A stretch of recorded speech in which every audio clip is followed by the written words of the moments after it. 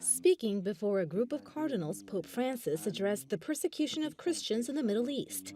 He said that despite trying times, not having Christians in the region is simply not an option. Gli ultimi avvenimenti, soprattutto in Iraq e in Siria, sono molto preoccupanti.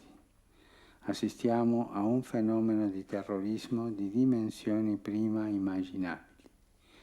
Tanti nostri fratelli sono perseguitati e hanno dovuto lasciare le loro case anche in maniera brutale.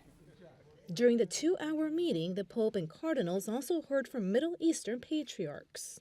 Our small Syriac Catholic Church of Antioch has been hit the hardest these past 4 months in Iraq. I went to visit refugees in Kurdistan, and if those refugees had not fled, it would have been a genocide. What hurts me most is that some Middle Eastern countries, and even some in the West, support these fundamentalists with weapons, money, and political protection. We need to help refugees and stop these wars. UN security resolutions need to be implemented. The Vatican Secretary of State, Cardinal Pietro Parolin, described the violence carried out by the Islamic State as unacceptable.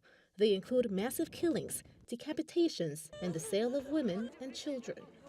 He also said that for peace to be a reality in the Middle East, unilateral decisions must be put in motion. And part of that, he said, is based on politics. This includes the diplomatic work the Church can carry out, and also the Holy See's relationship with the international community. Another point of action is embracing dialogue between Christians and Muslims by denouncing the use of religion as a tool for violence. It needs to be highlighted that this isn't a war between Christianity and Islam. The fact that many countries don't make a distinction between the state and religion is a problem. This makes it even more difficult to convince people that citizenship and equal rights should be for everyone, regardless of their religion. The Vatican Secretary of State also called on religious leaders to denounce the violence.